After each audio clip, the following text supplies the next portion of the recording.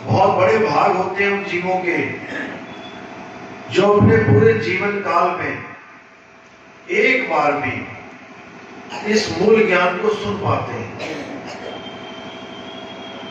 ऐसी किस्मत बहुत कम जीव लेके आते हैं जो मूल ज्ञान को सुन पाते हैं, और उससे भी ज्यादा वो भाग्यशाली होते हैं जो इस मूल ज्ञान को समझ पाते हैं। भक्ति तो सब करते हैं, युगों युगों से करते ही आ रहे हैं। सतयुग बीत गया, त्रेता बीत गया, द्वापर बीत गया, आज कलयुग में हम पहुंच गए। भक्ति करते ही आ रहे थे। ऐसा नहीं था कि हमने सतयुग में कुछ नहीं किया। सतयुग में भी हमने बहुत कुछ किया। हमने यज्ञ किए, हवन किए, नाम जपे। त्रेता में भी हमने बहुत कुछ किया, बहुत से कर्म कांड किए, पूजा पाठ किए। द्वापर में भी हमने बहुत कुछ किया, लेकिन फिर भी आज कलयुग में हम यहीं बैठे हैं। इसका साफ सा मतलब है कि हमने आज तक जितने भी युगों में जो कुछ भी किया, उसके करने ना करने का मतलब एक ही हो गया। क्यों? क्योंकि हम आज भी यहीं बैठे हैं। हम मुक्त नहीं हो पाए, जन्म मरण से मुक्ति नहीं मिल पाई। हाँ, अमीर और गरीब जरूर हो गए, राजा प्रजा जरूर हो गए, वैद्य और रोगी जरूर हो गए, तरह तरह की बंटवारों में जरूर फंस गए, लेकिन मुक्ति नहीं मिल पाई। क्योंकि जिसको मुक्ति मिली होती वो यहां बैठा ही ना होता। और ये संसार में जितने भी लोग आप देख रहे हो, एक को भी मुक्ति नहीं मिली, क्योंकि वो भी यही बैठा है। तो हमने बस अपनी बुद्धि दौड़ानी है कि हमने ऐसा क्या किया जिसकी वजह से यही बैठे हैं। क्या क्या किया हमने? हमने नाम जपे, हमने व्रत किए, हमने यज्ञ हवन किए, हमने तीर्थों पे जाके स्नान किया, हमने परिक्रमाएं की, तीर्थ यात्राएं की, हमने वेद पढ़े, हमने गीता भागवत पढ़ी, हमने बहुत से ग्रंथ पढ़े। सब कुछ करके भी आज भी यही बैठे। ये प्रमाणित होता है कि आज तक जो कुछ किया उससे हमें मुक्ति नहीं मिली, हमारा मोक्ष नहीं हुआ। तो अब हमने बस थोड़ा सा विवेक लगाना है, थोड़ी सी बुद्धि लगानी है कि जो हमने पहले किया अगर वही हम आज भी करेंगे तो हम फिर यहीं बैठे मिलेंगे, यहीं बैठे मिलेंगे। दोबारा मां के गर्भ में आएंगे, दोबारा वही जीवन काल, बचपन, जवानी, बुढ़ापा, फिर मर गए, शरीर मर गया, फिर गर्भ में चले गए, फिर बाहर आए, फिर वही बचपन, जवानी, बुढ़ापा, फिर मर गए, फिर गर्भ में आए। ऐसे चलते ही जाएंगे, आते ही जाएंगे, कोई रोकने वाला नहीं है।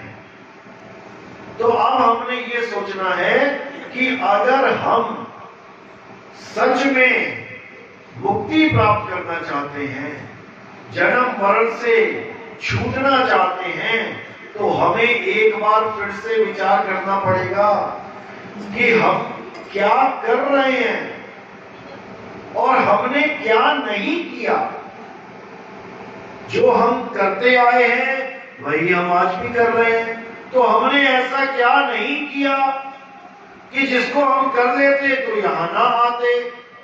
वो अधूरा कार्य क्या है, बस इतना समझना है।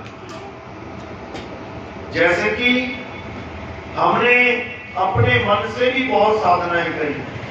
हमने छोड़ो जो राक्षस थे, राक्षसों का नाम सुना ही है आपने, भस्मासुर, रावण, कुंभकर्ण, बकासुर और भी कई राक्षस, भक्ति तो उन्होंने भी करी,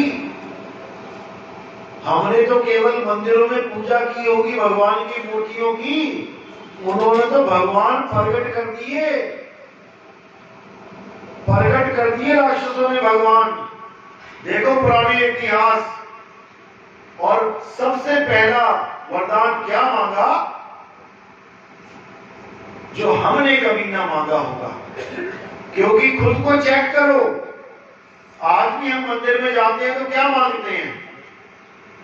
भगवान मेरी नौकरी लग जाए, भगवान मेरे घर में सुख शांति आ जाए, भगवान मुझे गाड़ी मिल जाए, पड़ोसी के यहाँ बढ़िया मकान बन गया मेरा भी बन जाए, मेरे घर में बच्चा नहीं है बच्चा हो जाए।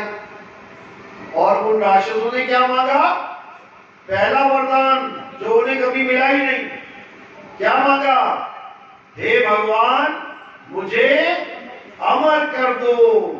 सोचो तुम्हारी बुद्धि कहां गई?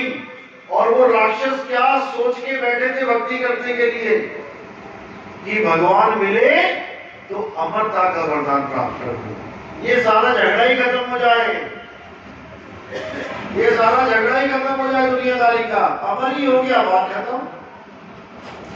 लेकिन गलत जगह मांगते रहे, इसलिए वो चीज नहीं मिली। क्योंकि जिससे मांग रहे थे वो भी अमर नहीं है। ब्रह्मा जी से बोला, ब्रह्मा जी मुझे अमर कर दो। ब्रह्मा जी ने क्या कहा? बेटा हम खुद अमर नहीं हैं, तुम्हें क्या अमर करें? शंकर जी को बोला, शंकर जी मुझे अमर कर दो। वो कहते बेटा ये तो नियम ही नहीं है, अरे मुझे भी शरीर छोड़ना पड़ता है, हमारी भी मृत्यु होती है, अमर यहाँ कोई नहीं हो सकता। विष्णु जी से मांगा, उन्होंने भी यही जवाब दिया, किसी को भी उनका पहला वरदान कभी मिला ही नहीं। अब ऑप्शन दे दी कि बेटा कुछ और मांग लो। अब दुनिया की तरफ दिमाग दौड़ा उसका, क्या मांगू क्या मांगू? ज्यादा से ज्यादा क्या मांग लिया? मुझे 3 लोक का राज दे दो। उसमें बड़ी जल्दी तथास्तु बोल दिया, दे दे, क्योंकि पता है 3 लोक में राज कब तक करेगा, एक दिन तो मरेगा, तो उसको राज दे दिया। लेकिन जो उनकी दिल की फरियाद थी वो भगवान भी पूरा नहीं कर पाए। लेकिन फरियाद ही गलत थी, क्योंकि वो इस काया को अमर करने की बात करते रहे, जबकि काया अमर हो ही नहीं सकती। और जो उनका असली स्वरूप था, आत्म स्वरूप, वो स्वयं ही अमर है। उसका उनको पता ही नहीं था कि मैं तो अमर हूं, लेकिन मैं अपने आप को शरीर मान बैठा हूं, इसलिए बार बार मर रहा हूं। अगर मैं अपने आत्म स्वरूप को प्राप्त कर लेता तो मुझे ये वरदान मांगने की जरूरत ही ना होती, क्योंकि जो मांग रहा है वो स्वयं अमर है। हे अर्जुन, क्या बोला गीता में? हे अर्जुन, तू और मैं ये शरीर नहीं है, तू और मैं आत्मा है। शरीर तो इस आत्मा के कपड़े हैं। धीरे धीरे ये कपड़े पुराने होते हैं, उसके बाद ये कपड़े बदल के आत्मा दूसरे कपड़े धारण कर लेती है। शरीरों के मर जाने पर भी हम तुम नहीं मरते। दोनों स्वरूपों का वर्णन कर दिया यहाँ पे। एक स्वरूप काया स्वरूप, जो किसी की भी जिंदा नहीं रहेगी, सबकी मरेगी, और एक स्वरूप आत्म स्वरूप। इस आत्मा की महिमा तक गाई है भगवानों ने, लेकिन हम उस आत्मा की ABCD नहीं जानते, हमें पता ही नहीं है। केवल नाम सुन लिया कि आत्मा होती है, बस आगे कुछ नहीं पता आत्मा के बारे में। यही गीता में समझाया गया अध्याय 2 में। हे अर्जुन, इस दुनिया में 2 प्रकार के तत्व हैं। एक असत्य है जो काया है, चाहे वो मेरी हो चाहे वो तेरी हो, दोनों की काया का नाश होगा। और जो दूसरा तत्व है वो आत्मा है, इस आत्मा को कोई नहीं मार सकता। आत्मा अजर अमर अविनाशी है। नैनम छिद्यन्ति शस्त्राणि नैनम दहति पावका। ना इसको कोई शस्त्र काट सकता है, ना अग्नि जला सकती है, ना वायु सुखा सकती है, ना जल भिगो सकता है। ये ऐसी वस्तु है और ये कुछ और नहीं है। तुम हो, तुम ही हो, लेकिन तुम अपने आप को ये शरीर मान बैठे हो, इसलिए बार बार जन्म मरण के चक्कर में पड़े हो। तुम ये शरीर नहीं हो और मैं भी ये शरीर नहीं हूं।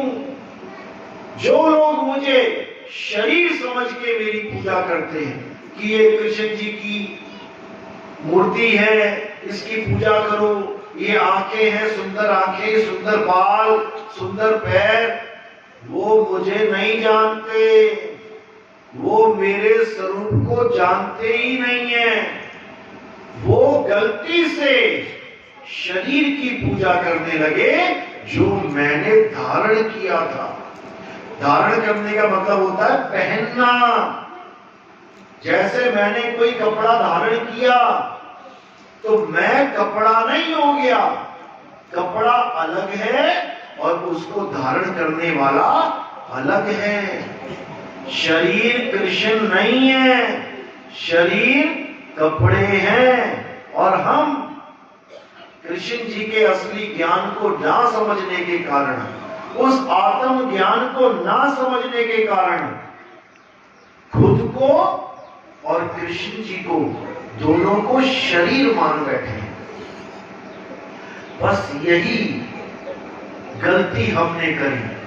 हम आत्मा को ना जान पाए तीनों युगों में, जबकि द्वापर में, त्रेता में, सतयुग में भी ये ज्ञान बता दिया गया था कि आत्मा की पूजा करनी है, शरीरों की पूजा नहीं करनी। लेकिन हम ना तो तब समझ पाए, हम फंस गए हवन यज्ञ में, हम फंस गए मूर्ति पूजा में, हम फंस गए जंत्रों तंत्रों मंत्रों में, हम फंस गए मंदिर मस्जिद में, हम फंस गए परिक्रमाओं में, हम फंस गए तीर्थ मूर्त में। और जो हमें ज्ञान बताया गया उस ज्ञान को हम समझ ही नहीं पाए, इसीलिए वापस यहां आके बैठना पड़ रहा है। और अगर अभी भी इस आत्मा को नहीं जान पाएंगे तो फिर से यही बैठना पड़ेगा, कोई रोकने वाला नहीं है।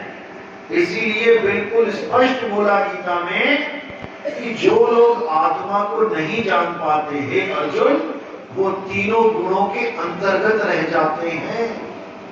वो माया को लांघ नहीं पाते, वो माया में ही उलझ जाते हैं। माया को त्रिगुणी माया क्यों कहते हैं? त्रिगुण माया क्यों कहते हैं? क्योंकि इसके पास तीन गुण हैं। पहला गुण रजोगुण, दूसरा गुण सतोगुण और तीसरा गुण तमोगुण। यानी पैदा होना, पलना, नाश हो जाना। इसी को हम कह देते हैं ब्रह्मा जी यानी उत्पत्ति करना, विष्णु जी पालन करना, शंकर जी संहार करना।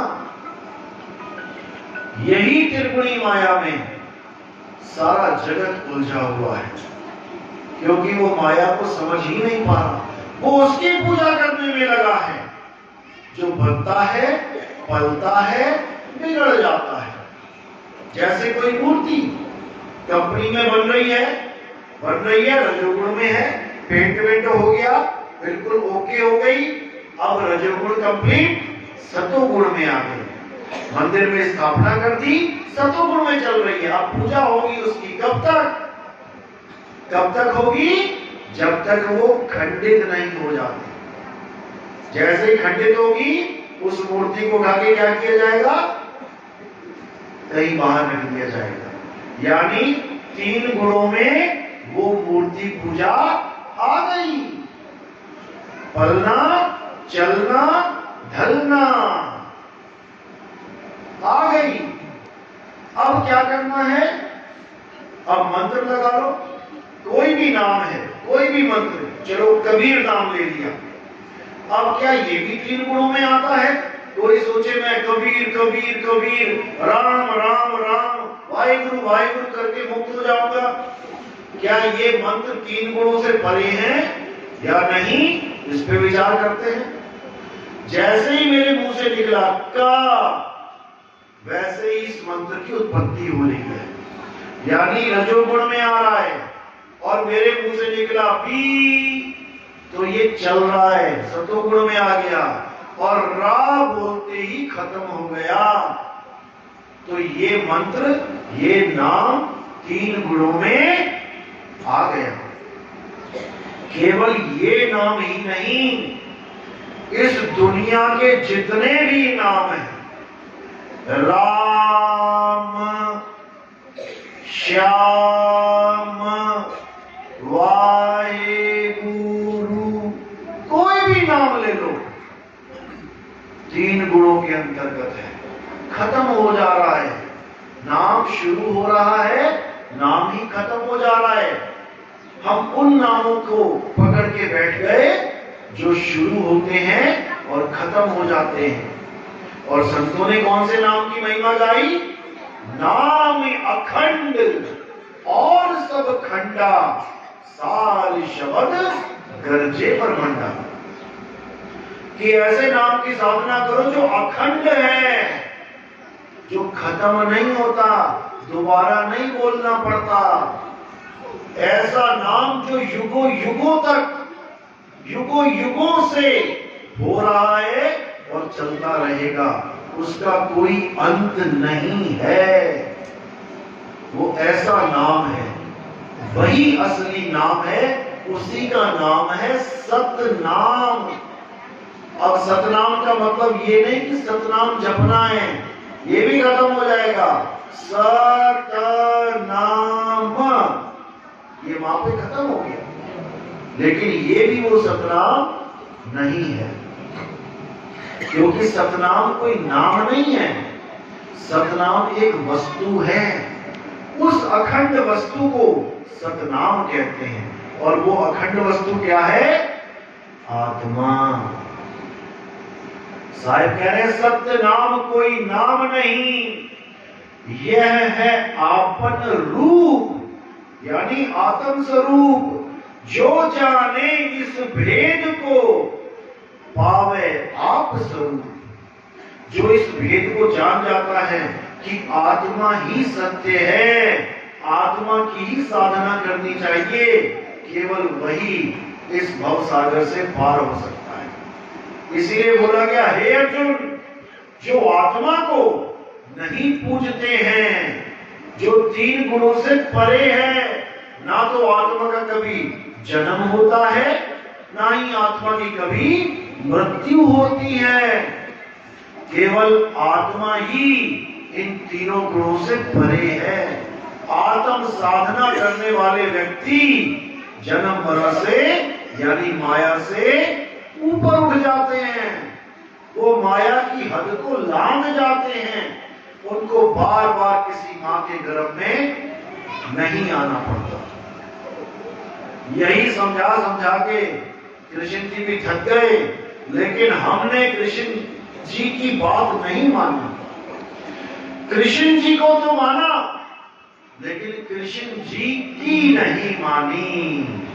उनको तो मान लिया, पूज लिया, लेकिन उनकी कही बात नहीं मानी। इसलिए धक्के खा रहे हैं, बार बार मां के गर्भ में उल्टा लटक रहे हैं। अब भी अगर ये खत्म करना चाहते हो तो दोबारा से एक बार फिर गीता पढ़ना शुरू करें। शुरुआत गीता से करो। गीता में आप पहले ही अध्याय से आप हर चीज समझने लग जाएंगे। हालांकि पहले अध्याय में ज्ञान नहीं है, ज्ञान दूसरे अध्याय से शुरू है, और दूसरे अध्याय में ही आत्मा का ज्ञान है। यानी शुरुआत ही आत्मा से की गई है गीता में। लेकिन जिस आत्मा का जिक्र गीता में इतना समझाया गया, बताया गया, उसी गीता को हमें घर में रखना अलाउड नहीं किया जा रहा है।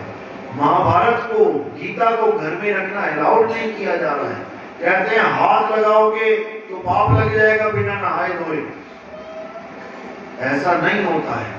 कोई भी ग्रंथ है हम उसको पढ़ेंगे, हमें ज्ञान होगा, चाहे हम नहा के पढ़ें चाहे बिना नहाए पढ़ें। कचहरी में कोर्ट में गीता पे हाथ रख के कसम खिलवाई जाती थी, तब नहीं पूछा जाता था कि नहा के आया है कि नहीं आया है। वहां पर तो हाथ धरवा लिया, वहां किसी को पाप पुण्य नहीं लगा। जहां ज्ञान की बात आई वहां पे पाप पुण्य दिखाई दे रहा है। तो पहली शुरुआत कहां से करनी है? गीता से ही करनी है, क्योंकि वेद पढ़ना वेद समझना बहुत मुश्किल है, पुराण पढ़ना पुराण समझना और भी मुश्किल है। सब वेदों का पुराणों का जो सार है वो गीता है। तो सार सार ग्रहण करना है, असार को त्याग देना है। सार क्या है? गीता का एक ही सार है। अध्याय 2 पढ़ो, 15वां 16वां श्लोक पढ़ो, उसमें क्या लिखा है? हे अर्जुन, वेदों को पढ़ने वाले, पुराणों को पढ़ने वाले कई प्रकार की पूजा विधि करते हैं, कई प्रकार से ब्रह्म को, परमात्मा को खुश करने की विधि इस्तेमाल करते हैं।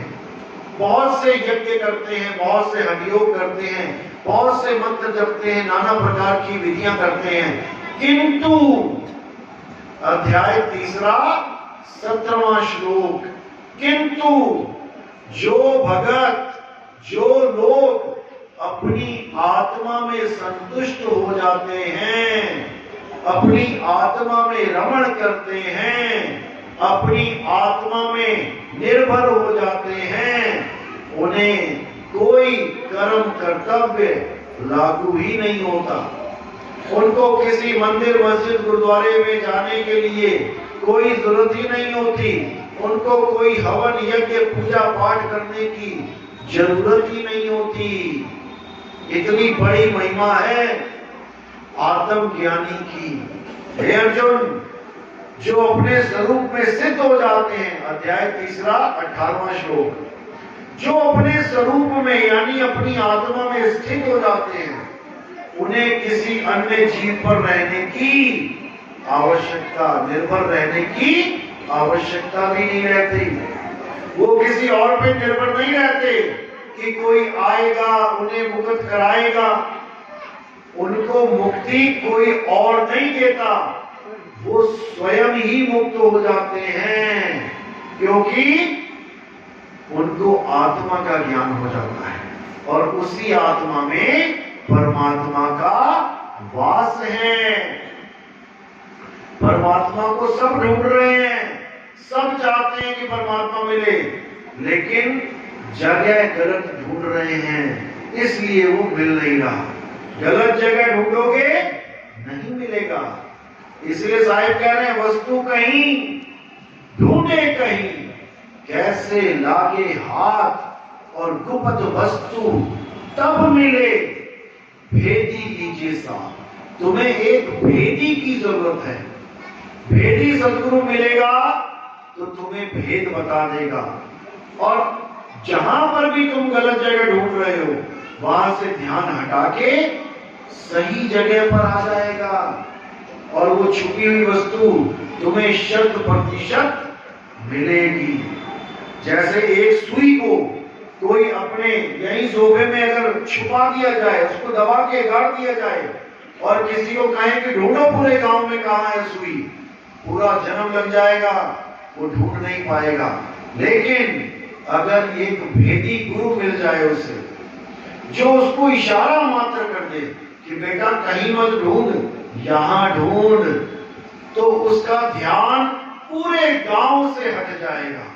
किसी भी खेत में, किसी भी घर में वो नहीं ढूंढेगा, और सीधे उसका ध्यान इस जगह आके टिक जाएगा, यही खोजेगा वो, और उसको वो चीज मिलेगी।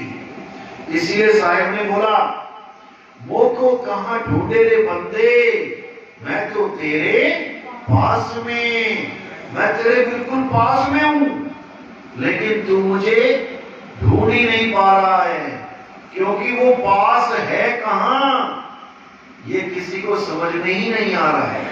दूर ढूंढने में लगे हैं, लंबी यात्राएं करने में लगे हैं, मेहनत करने में लगे हैं, चल चल के जा सकते हो, वहां लेट लेट के जा रहे हैं उस मालिक को प्राप्त करने के लिए।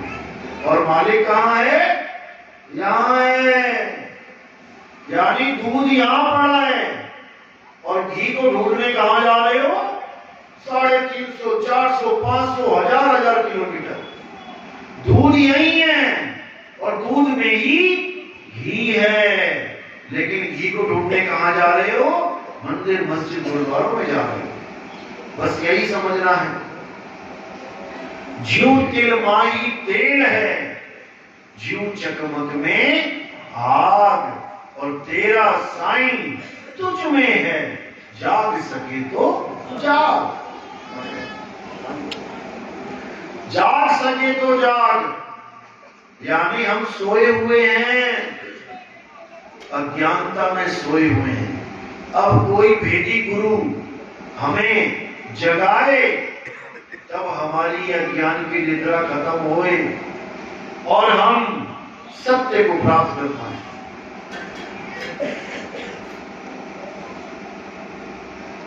तो दिक्कत क्या है? केवल भेदी गुरु नहीं मिल पा रहा। इसीलिए साहिब बार बार समझा रहे हैं। कृष्ण जी ने कोई कमी नहीं छोड़ी समझाने में। कृष्ण जी की बात समझ में नहीं आई, इसीलिए साहिब को बार बार आना पड़ रहा है समझाने के लिए कि भाई जो चीजें बताई गई है उसको अच्छी तरह समझो। उसको समझ नहीं पा रहे हो, भटक रहे हो, गर्भ में पड़ रहे हो, फिर रो रहे हो, हालत खराब हो रही है गर्भ में, अरदासें कर रहे हो मुझे बचाओ, तब आना पड़ रहा है संतों को। उसी ज्ञान को खोल के समझाना पड़ रहा है। तो यही समझाया जा रहा है कि कहीं बाहर भटकने की जरूरत नहीं है। कस्तूरी कुंडल में है, कस्तूरी कुंडल बसे, मर्ग ढूंढे वन माही, ऐसे रमता राम है, ये दुनिया जाने नाही। रमता राम, नाम ही देखो क्या है, रमता राम। अब कहां रम रहा है वो? भजन भी गा रहे हो, मेरे रोम रोम में बसने वाले राम। अब भजन गा रहे हो रोम रोम में बसने वाले, और उसको ढूंढने कहां जा रहे हो? मंदिर में। ढूंढने किसी और गांव में जा रहे हो जो तुम्हारे रोम रोम में बसा है, उसका तुम्हें अता पता नहीं है। और जो बाहर जड़ वस्तुएं हैं उसको राम मान बैठे हो। यही कबीर साहब ने बार बार समझाया, अज्ञानता की नींद से जाग जाओ। मैं कहता हूं जागत रही हो और तू जाता है सोई रे, तेरा मेरा मनवा कैसे एक होई रे। कैसे तेरा और मेरा मन एक हो सकता है? भले तुम कबीरपंथी हो गए, भले तुम कबीर कबीर कर रहे हो, फिर भी मेरा तेरा मन एक नहीं होगा। क्यों? क्योंकि तुम तीन गुणों से आगे बढ़ ही नहीं पा रहे हो। कबीरपंथी भी कबीर साहब की मूर्ति बना बना के पूज रहे हैं। हैरानी होती है, जो बंदा ये कह के गया कि पातर पूजे हरि मिले, तो मैं पूजूं पहाड़, और तुझसे ये चाकी भली पीस खाए संसार। जो खुद ये मना करके गया कि पत्थर मत पूजो भाई, वो परमपिता परमात्मा, वो राम, वो श्याम, वो तुम्हारी आत्मा में बसता है।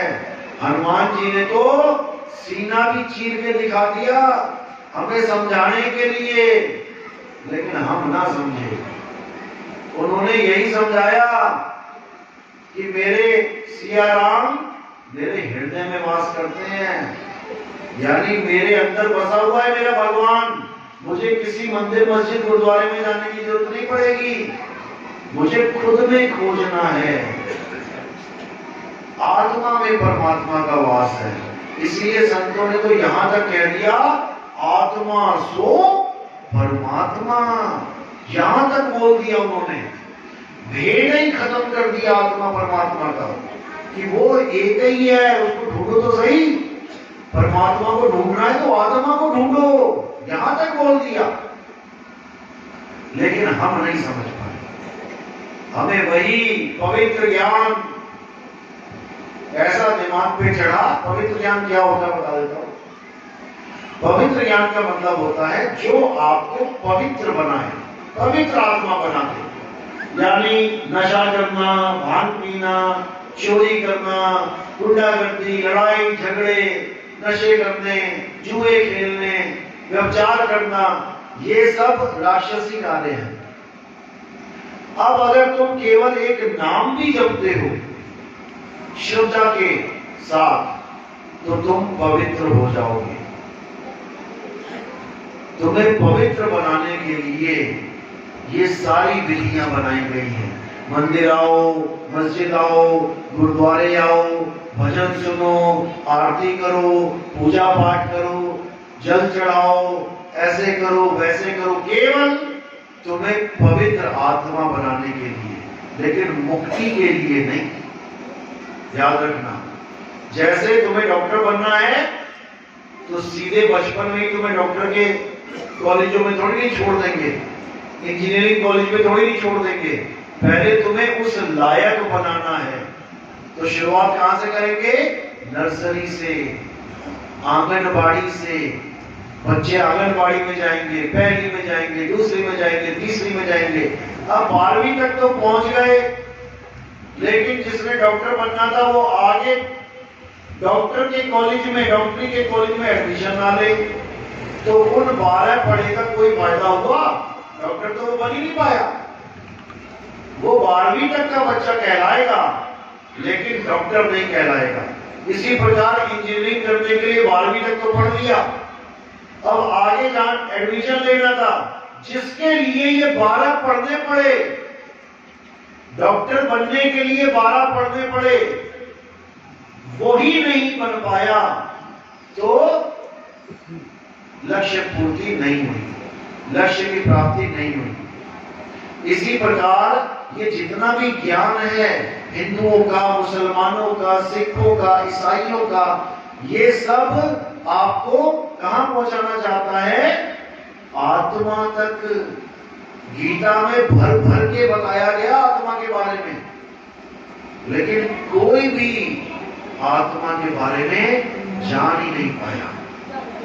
शरीरों में उलझ गए, और एक में नहीं, हजारों में। अगर एक कृष्ण जी को भी सारे मान ले तब भी समझ में आता है कि चलो एक ही शरीर की पूजा कर रहे हैं। कृष्ण जी के बाद हनुमान जी, हनुमान जी के बाद कितने देवी देवता बना दिए। शरीरों की वजह से, लेकिन सब में विराजमान आत्मा एक ही है। जैसे कितने पंखे लगा दिए, 50, 100, 1000, ये पंखे देखने में अलग अलग हैं, लेकिन जब इसमें करंट चलेगा तो करंट सब में एक है, वो आत्मा एक है, उसी को परम बोला है। और जो अलग अलग दिख रहे हैं वो जीव हैं, उसको अलग बोला है। तो यही बोला है कबीर, कुआं एक है, पानी भरे अनेक, बर्तन सबके न्यारे न्यारे, पानी सब में एक। बस उस एक को जानना है। अगर आपने उस एक को जान लिया तो आपने राम जी को भी जान लिया, हनुमान जी को भी जान लिया, देवी को भी जान लिया, देवों को भी जान लिया, अरे माता को भी जान लिया, पिता को भी जान लिया। सबकी पूजा हो गई एक ही बार में, अगर आपने आत्मदेव की पूजा करी। इसीलिए गुरु ग्रंथ साहिब में, जो सिख धर्म का मूल ग्रंथ है, उसमें भी ये लिखा हुआ है कि पूजा किसकी करनी है? आत्मदेव पूजिए, गुरु के सहज सुभाए। पूजा के लिए केवल और केवल आत्मा की पूजा करनी है। अगर आप शरीरों की पूजा करने लग जाओगे तो आप कपड़ों की पूजा कर रहे हो। राम जी के कपड़े, हनुमान जी के कपड़े, यानी शरीर, सबके कपड़े अलग अलग हैं, लेकिन आत्मा एक। उसी को समझना है। तो जब तक आत्म ज्ञान में हम नहीं आएंगे तब तक हमारा ये सारा जो पूजा पाठ कर रहे हैं, जितना भी पवित्र ज्ञान हम कर रहे हैं, ये सब यूजलेस हो जाएगा। इतनी पूजा करने के बाद, इतने तीर्थों में जाने के बाद दोबारा फिर गर्भ में पड़ जाओ तो क्या फायदा होगा? उसी गर्भ में ये जीवात्मा त्राहिमाम त्राहिमाम करती है, भगवान बचाओ, मुझे बचाओ। एक बार बाहर निकाल दो, उसके बाद मैं तुम्हारी भक्ति करूंगा, कभी कोई गलत काम नहीं करूंगा, कभी अहंकार में आके कोई भी गलत काम नहीं करूंगा। एक बार निकाल दो। अरदासें कर करके नहीं थकते, लेकिन जैसे ही बाहर निकलते हैं माया की ऐसी हवा चलती है, सब कुछ भूल जाते हैं। क्योंकि माया हमें गर्भ जून का एक भी पल याद नहीं करने देती। अभी आपसे पूछे कि बचपन की कोई बातें बताओ, कहाँ रहते थे, क्या खाते थे, जहां तक भी पीछे से पीछे जा सकते हो, अपने बचपन में ये दिमाग दौड़ेगा। बहुत पुरानी बातें भी याद आ जाएंगी, भले आज 90 साल के हो गए, लेकिन किसी को पूछो बेटा वो बताओ जो तुमने गर्भ में महसूस किया, क्या तुम्हें गर्भ जून का एक पल भी याद है? एक भी ऐसा आदमी नहीं होगा जो ये बता देगा। और बातें करते हैं पिछले जन्मों की, कि मुझे पिछले जन्म का याद है। कई लोग कहते हैं मुझे मेरे गुरुजी ने पिछला जन्म याद करा दिया। अरे गर्भ जून याद करा के दिखाओ ना। इसी जन्म का पार्ट है गर्भ जून, इसी काया का एक पार्ट है गर्भ जून। वो नहीं याद आ रही और बातें पिछले जन्मों की हो रही। तो इतना बड़ा माया ने जाल बुना है कि कोई समझ ही नहीं सकता। अब ये जन्म मरण खत्म कैसे हो, बस इसी पे विचार करना है। तो क्या करना है? पवित्र ज्ञान को जो भी आपने पकड़ा है, अच्छी बात है, पढ़ाई करी है, लेकिन पवित्र ज्ञान का कोर्स खत्म करके मूल ज्ञान में शिफ्ट हो जाना है। 12वीं की पढ़ाई करने के बाद क्या करते हैं? 12वीं वाला बस्ता साइड में रख देते हैं और कॉलेज वाली एक रजिस्टर हाथ में ले लेते हैं। कॉलेज का बच्चा कभी देखा बैग लेके जाता हुआ? जैसे 10वीं 12वीं के बच्चे बैग लेके जाते हैं पीठ पे, या कॉलेज के बच्चे जाते हैं पीठ पे बैग लेके 20 किलो का? नहीं। उनका कोर्स बिल्कुल सूक्ष्म हो जाता है। तो इसी को समझना है। मूल ज्ञान में क्या है? पवित्र ज्ञान का कोर्स कंप्लीट हो गया, बहुत नाम जप लिए, बहुत व्रत कर लिए, बहुत सब कुछ कर लिया। अब आ जाओ आत्म ज्ञान में। अब जानो अपनी आत्मा को कि ये आत्मा मेरा शरीर कैसे चला रही है, ये करंट पंखे को कैसे चला रहा है। करंट क्या है, पंखा क्या है? पंखे को हाथ लगाया, समझ में आया लोहे का है। करंट को हाथ लगाया, अब कुछ और ही समझ में आया कि अरे बाप रे ये क्या चीज है, ये तो दिखाई भी नहीं देती, ये तो दिखती भी नहीं है, लेकिन इसने बड़े बड़े पंखे चला दिए। इसी प्रकार ये आत्मा दिखती नहीं है, लेकिन इसने बड़े बड़े शरीर चला दिए। छोटे से छोटे शरीर से लेके बड़ा सा बड़ा शरीर इसी आत्मा ने चला रखा है। तो उस आत्मा को जानना है। जब उस आत्मा को जान लेंगे तो सारा झगड़ा खत्म हो जाएगा। हिंदू मुसलमान का झगड़ा खत्म हो जाएगा।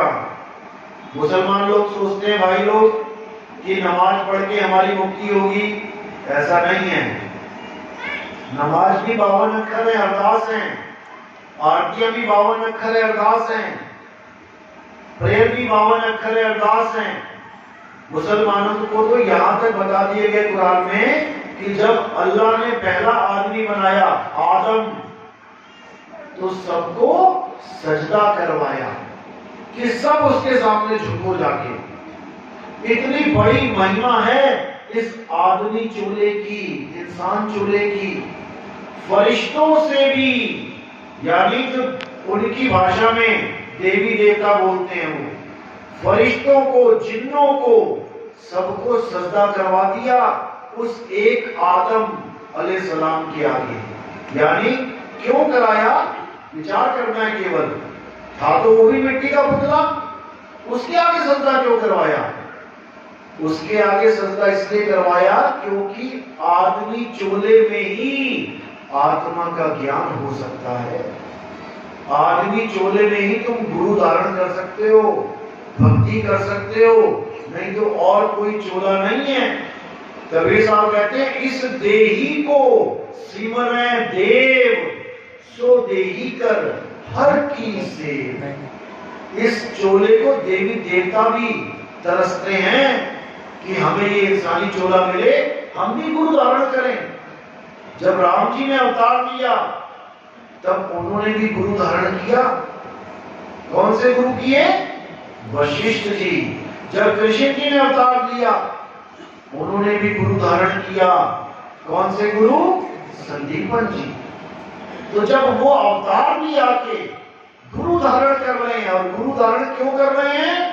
ज्ञान के लिए, नहीं तो गुरु बनाने की जरूरत ही नहीं है। गुरु ही ज्ञान देता है, क्योंकि माया गर्भ में सबको भुला देती है। अब जो याद दिलाता है वही गुरु है। गुरु का मतलब होता है ज्ञान देने वाला। गुरु का मतलब ये नहीं होता कि तुमने मूर्तियां हटा दी, अब तुम गुरु की फोटो लगा के उसकी आरतियां करो, गुरु की मूर्तियां बना के उसकी आरतियां करो, गुरु के कैलेंडर लगा के उसको देसी घी की आरती करो। ये मतलब नहीं है गुरु का कि तुम उसके शरीर की पूजा करते रहो। गुरु का मतलब है तुम उसके ज्ञान को समझो कि गुरु ज्ञान क्या दे रहा है। जब गुरु ज्ञान देता है तो बड़े से बड़ा अज्ञान धराशायी हो जाता है। यानी बड़े से बड़ा अंधकार जो पूरे संसार को अपने अज्ञान में लपेट के बैठा है, एक सूरज उगते ही ये सारा अंधकार गायब हो जाता है। देखो रात में कितना अंधेरा था, यहाँ पे कहां चला गया? उस एक सूरज की किरण से पूरा अंधकार खत्म हो जाता है। इसी प्रकार साहिब क्या कहते हैं? गुरु बिन माला फेरते, कोई कर रहा है राम राम राम, वाहिगुरु वाहिगुरु वाहिगुरु, अल्लाह अल्लाह, और गुरु धारण नहीं किया। गुरु बिन माला फेरते, गुरु बिन देते दान। कोई कहे कि बिजनेस में बहुत फायदा हो गया, उठा के किसी को दान दे दिया। अब ऐसी जगह दान दे दिया जो खुद नशेड़ी गंजेड़ी मंगेड़ी, उसने तुम्हारा पैसा उठा के दारू पी, दारू पी के कोई गलत काम किया तो तुम्हें भी उसका भोग लग गया, तुम्हें भी भोगना पड़ेगा। इसलिए गुरु समझाएगा दान भी कहां देना है, किसको दान देना है, कैसे देना है, वो गुरु समझाएगा। गुरु बिन माला फेरते, गुरु बिन देते दान, गुरु बिन दोनों नीफल हैं, पूछो वेद पुराण। तो सारी महिमा गुरु की है, लेकिन क्या सारे ही गुरु पूजनीय हैं? ये भी सोचना है। पूजनीय तो सारे हैं। क्यों? क्योंकि साहिब कह रहे हैं गुरु मेरे सभी बड़े, अपनी अपनी और। पूजनीय सारे ही हैं, सारे स्कूल के जितने टीचर हैं सब पूजनीय हैं, सब गुरु जी हैं। लेकिन जो मूल ज्ञान देने वाले हैं उसके लिए बोला शब्द विवेकी पारखी, सो माथे का मोर। वो माथे का मोर है, वो तुम्हारा जन्म मरण का खत्म करने का भेद बता देगा जो कोई नहीं बता सकता। यानी डॉक्टरी कराने वाला गुरु तुम्हें डॉक्टर बना देगा, है वो भी गुरु जो बाकी गुरु नहीं बना सकते। तुम्हें पहली पास, दूसरी पास, पांचवी पास, 10वीं पास, 12वीं पास का तो टैग लगा देंगे तुम्हारे ऊपर, लेकिन डॉक्टरी नहीं करा सकता कोई भी स्कूल। उसके लिए तुम्हें हॉस्पिटल जो डॉक्टरी करवाते हैं वहां पर एडमिशन लेना ही पड़ेगा, उस कॉलेज में एडमिशन लेना ही पड़ेगा। तो उसकी महिमा बाकियों से महान बोली गई है। इसी को साहिब ने बोला गुरु गुरु में भेद है। कई लोग ये सोचते हैं अरे गुरु बनाना है कोई भी बना लो, कोई भी गुरु बना लेते हैं तो कुछ भी ज्ञान मिल जाता है, कुछ ना कुछ तो देगा। किसी ने जाप दे दिया, किसी ने अजपा जाप दे दिया, किसी ने अनहद नाम दे दिया, देना तो पड़ेगा कुछ ना कुछ चले को। किसी ने मंत्र दे दिए, राम राम जपो, श्याम श्याम जपो, वाहिगुरु करो, ओम ओम करो, कबीर कबीर करो, सत साहिब जपो, ओम कलियम हरियम शरीफ जपो, ज्योतिरंजन ओमकार अलंकार जपो, कुछ भी जपो। एक ने तो ये नाम दे दिया, ये हो गया जाप। एक ने दे दिया अजपा, सोहम कोहम वोहम ओहम, सतगुरु सतनाम, कोई भी नाम जो श्वासों में चल रहा है वो दे दिया, तो वो अजपा जाप हो गया। और जो कानों में उंगली डाल के 2-2 घंटे के लिए अनहद नाद की धुन सुनने का ज्ञान दे दे, वो अनहद नाद हो गया। तो 3 प्रकार के गुरु आपको पूरे ब्रह्मांड में मिलेंगे, जो अध्यात्म के नाम पे, आत्मा के नाम पे आपको जाप दे देंगे, मंत्र दे देंगे, श्वासों का अजपा जाप दे देंगे, या 5 तत्वों की धुनों को सुनने के लिए बोल देंगे। ये तीनों प्रकार के गुरु तो हैं, लेकिन सतगुरु नहीं। सतगुरु क्यों नहीं है? क्योंकि साहिब कहते हैं जाप मरे, अजपा मरे, अनहद भी मर जाए, सुरत समाए शब्द में, वाको काल न खाए। जो चौथा गुरु होता है वो आपको इन तीनों से छुड़वा देता है। जाप करना छोड़ दो, सोहम सोहम ओहम कोहम करना छोड़ दो, कानों में उंगलियां डालना छोड़ दो, आंख न मूंदो, कान न रूंदो, तनिक कष्ट मत धारो, और खुले नयन पहचानो हंस हंस, सुंदर रूप निहारो। खुले नयन, आंखें खुली होंगी, पहचानो हंस हंस, अपनी आत्मा को पहचानो, सुंदर रूप निहारो, उस आनंद स्वरूप को, उस सत्य चित्त आनंद को अनुभव करो, तब खेल ही कुछ और होगा। तो यही ज्ञान सारी दुनिया में चल रहा है, इसी ज्ञान का कोर्स होता है। जब आपको समझ में आ गया कि ये करने से मुक्ति नहीं होगी, बस उसी दिन आपका कोर्स कंप्लीट हो जाता है। यानी 12वीं आपकी कब कंप्लीट होती है? जब आपका सर्टिफिकेट हाथ में आ जाता है। यानी अब आपने कॉलेज में एडमिशन लेने की तैयारी करनी है, तब आपका गुरु बदल जाता है, तब आपका कॉलेज स्कूल बदल जाता है, तब आपकी वर्दी बदल जाती है, तब आपकी पढ़ाई बदल जाती है। 12वीं की कहानी खत्म, अब आगे कॉलेज का ज्ञान, यानी जाप अजपा अनहद खत्म, अब आगे 7 शब्द का ज्ञान शुरू होता है। मंदिर मस्जिद गुरुद्वारे सब खत्म, छोटी क्लासें, उसके बाद आत्म ज्ञान शुरू होता है। हे अर्जुन, जो अपनी आत्मा को जान लेता है यथार्थ में, वो ही मुझे जान पाता है कि मैं क्या हूं। जो मुझे आत्मा रूप में जान लेता है, जो मुझे अजन्मा रूप में जान लेता है, वही मेरा असली भगत है। 4 प्रकार के भगत बोले कृष्ण जी ने गीता में कि कौन कौन मुझे भजता है। पहले प्रकार का भगत कौन है? जो कुछ लालसा लेके, कुछ दुनियावी इच्छाएं लेके मुझे भजता है। कृष्ण जी मेरी नौकरी लग जाए, हे कृष्ण जी मेरे बच्चे बड़े हो जाएं, नौकरी लग जाए, हे कृष्ण जी मेरे घर में सुख शांति, ये दुनियावी इच्छाएं लेके भजता है। वो पहले प्रकार का अर्थार्थी भगत है। दूसरे प्रकार का भगत कौन है? जो विपत्ति आने पे मुझे भजता है। कहीं चोरी कर ली, पकड़ा गया, पुलिस आ रही है, अब वो कह रहा है हे कृष्ण जी बचा लो, हे भगवान बचा लो। ये दूसरे प्रकार का भगत है जो मेरी ही भक्ति कर रहा है। तीसरे प्रकार का भगत कौन होता है? जो मेरी लीलाएं देख के मेरी भक्ति करता है। अच्छा, कृष्ण जी ने पूरा पहाड़ एक उंगली पे उठा लिया, क्या बात है, मैं तो इन्हीं की भक्ति करूंगा। अच्छा, कृष्ण जी ने सांप के ऊपर नाचा और इसको सांप को हरा दिया, क्या बात है, मैं तो इनकी भक्ति करूंगा। जो मेरी लीलाएं देख के, यानी मेरी काया की लीलाएं देख के मुझे भजता है, वो भी मेरा ही भगत है। लेकिन इन तीनों भक्तों से सबसे ज्यादा प्रिय मुझे चौथा भगत है। अब चौथा भगत कौन है?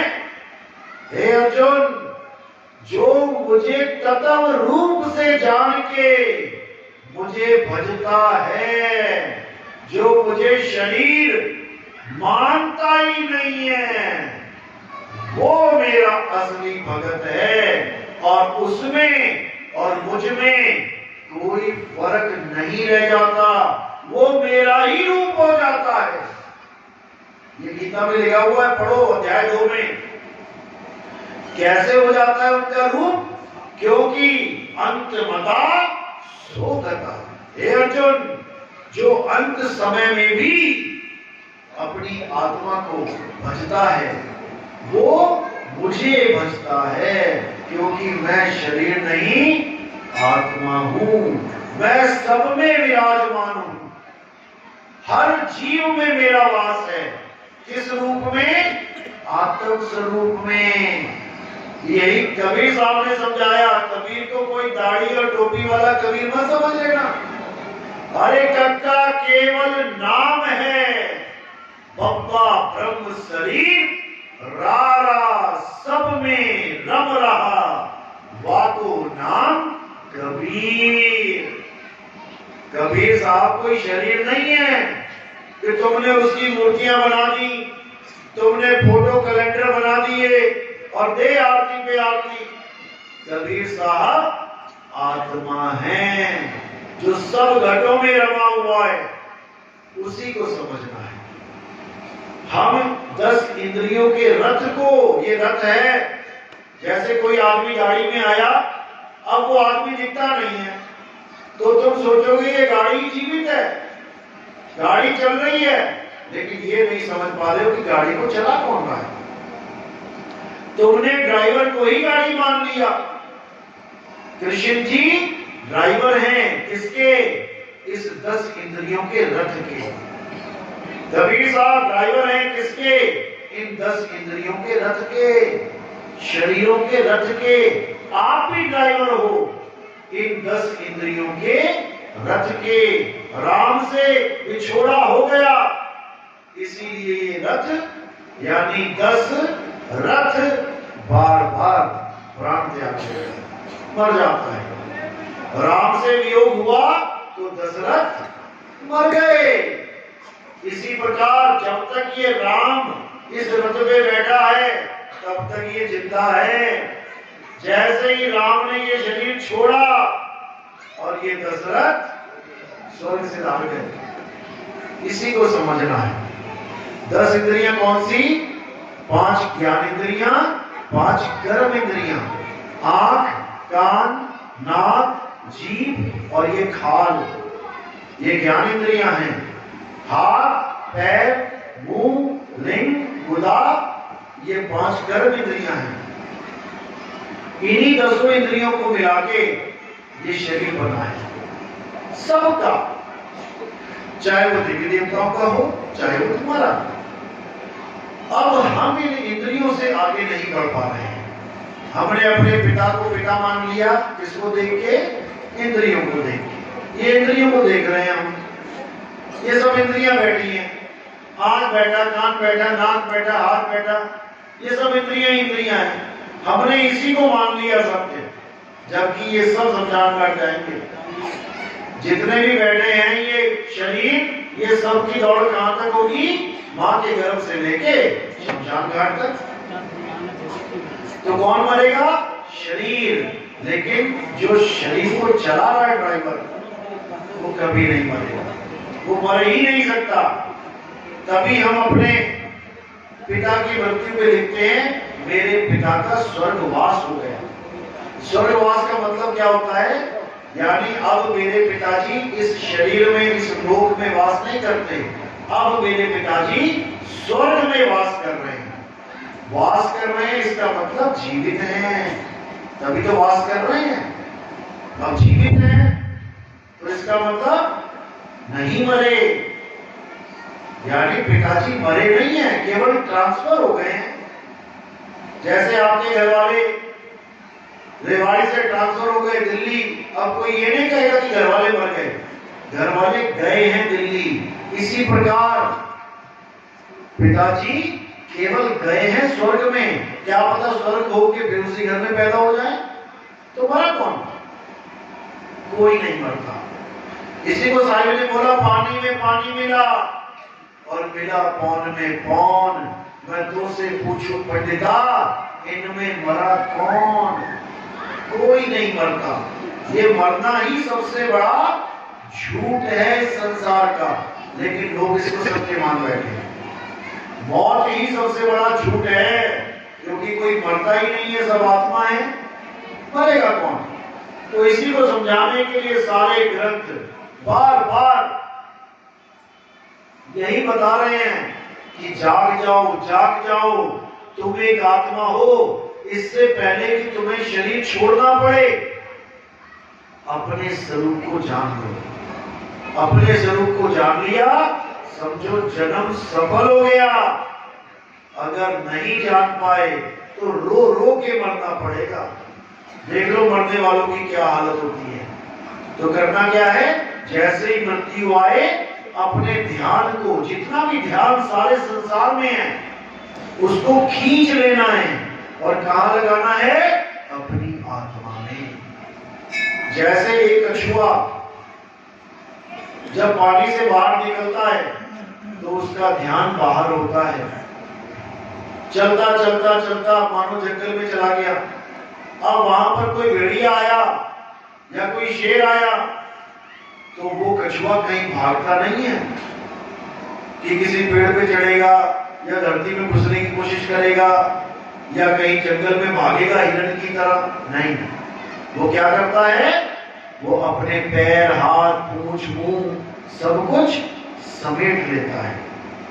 बस यही काम तुमने करना है। जब तुम्हारी मृत्यु आएगी तुमने क्या करना है? अपना सारा ध्यान इस शरीर से, इस संसार से, माँ बहन भाई रिश्ते नाते सबसे खींच के अपनी आत्मा में लगा लेना है।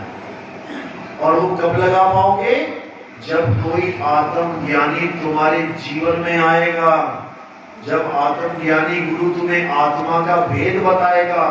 अध्याय 4 श्लोक 34 गीता पढ़ो। हे अर्जुन, अगर तुम आत्मा को जानना चाहते हो तो तुम ऐसे गुरु की शरण में जाओ जिसने आत्मा का अनुभव कर लिया है, जिसने आत्मा को जान लिया है, जो समझता है कि आत्मा क्या है। केवल उसी के पास जाने पर तुम्हें आत्मा का ज्ञान होगा। एक बार आत्मा का ज्ञान हो जाए उसके बाद तुम कभी किसी भी अज्ञान में विचलित नहीं होगे। यानी अब तुम्हारा जन्म मरण खत्म, अब तुम आत्म देव हो जाओगे, अब तुम जीव नहीं रहोगे। बस यही समझाने के लिए सारे संत महात्मा आते हैं इस दुनिया में कि नाम को जपो, नाम को जपो। बोलते जपो है, लेकिन वो जपने की चीज नहीं है, वो ध्याने की चीज है। नानक साहब कहते जिन ही नाम ध्याया, ध्याया यानी ध्यान किया। अपनी आत्मा का ध्यान करना है, जपना नहीं है। प्यास लगी है तो पानी पीना है, पानी पानी जपना नहीं है। तो कहते जिन ही नाम ध्याया, गए मसक्कत घाल, नानक ते मुख उजले। यानी उनके मुख उज्जवल हो जाएंगे। अंत समय में वो हंसते हंसते आनंद में अपने शरीर को छोड़ेंगे। नानक ते मुख उजले, केती छूटी नाल। अब यमदूतों से पीछा छूट जाएगा और तुम अपने सत्य चित्त आनंद में आ जाओगे। यही कबीर साहब कह रहे हैं, जिस मरने से जग डरे, मेरे मन आनंद मरने पर ही पाइए पूर्ण परमानंद। पूर्ण परमानंद मिलेगा जब तुम शरीर छोड़ोगे तब। दुनिया जाती है रोती रोती, लेकिन तुम अपने आत्म ज्ञान में आनंद में जाओगे, आनंद के सागर में समाओगे। उसके बाद ये आना जाना, जन्मना मरना, माँ भाई बहन बेटा बेटी सब खत्म। क्योंकि खत्म तो पहले भी हुए, लेकिन तुम समझ नहीं पा रहे हो। कहां है तुम्हारे पिछले माँ बाप, पिछले जन्मों के भाई बहन, पिछले जन्मों के बेटा बेटी? एक भी जन्म के माँ बाप तुम्हें याद नहीं है। माया ने बुला दिया, अब दोबारा उन्हीं में फंसा दिया। दोबारा से फिर मेरी माँ मेरा पापा, मेरा भाई मेरा बहन, मेरे बच्चे मेरी बीवी, इसी में उलझा उलझा के जब अंत समय आएगा तो आत्मा की जगह तुम इन्हीं को याद करोगे। और अगर इनको याद किया तो फिर एक जन्म मिल जाएगा। अब ये वाले माँ बाप भाई बहन छूट गए, जिनको याद कर रहे थे उनकी शक्लें भी भूल गए। अब नया माँ बाप आएगा जीवन में, नए भाई बहन। और जरूरी नहीं है कि इंसान जो गए मिले, पता नहीं बकरी का मिल गया, बकरे का मिल गया, बकरी हो गई फिर तो ठीक है, दूध लेने के लिए बचा लियो, बकरा बन गए तो कहां जाओगे? कसाई के पास। आज तो लड़कों की कदर है, लड़का होना चाहिए, लड़का होना चाहिए, और वहां पे लड़का हो गए, गाय हो गई तब तो पूरी कदर है। अरे वाह, अब दूध मिलेगा। और अगर बन गए बैल, या तो कसाई के पास या फिर खेतों में डंडे खाओ, दो ही काम मिलेंगे। भैंस बन गए फिर तो मजे लग गए, और भैंसा बन गए तो चल आले के नीचे। तो यही हिसाब किताब खराब हो जाएगा। इसलिए बचना चाहो काल जाल से, चीनो शब्द हमारा, और कहे कबीर अमर कर राखू जो निज होए हमारा। देवी देवताओं से वो वरदान नहीं मिलेगा तुम्हें अमर होने का, तुम्हें संतों के पास वो वरदान मिलेगा अमर होने का। कैसे अमर हुआ जाता है? ये काया अमर नहीं करती है। अगर काया अमर हो जाए तो बूढ़ों का हाल देख लो, तुम खुद ही कहते हो अरे बूढ़े कितना जिएगा, मर क्यों नहीं जाता, अब क्या काम बाकी रह गया? तो सोचो 1 लाख का जन्म साल का मिल गया, तुम्हारी तो हालत खराब हो जाएगी 1 लाख बिताते बिताते। इसलिए चलते फिरते ही निकलने की तैयारी करो और आनंद में रहो। चलो आज का सत्संग यही समाप्त करते हैं। कितने लोगों को मेरी कही बात समझ में आई? हाथ खड़े करो। पूरा गांव जाग गया क्या? क्या बात है, बहुत बढ़िया। बस ऐसे ही जागना है और जगाना है। ये इंसानी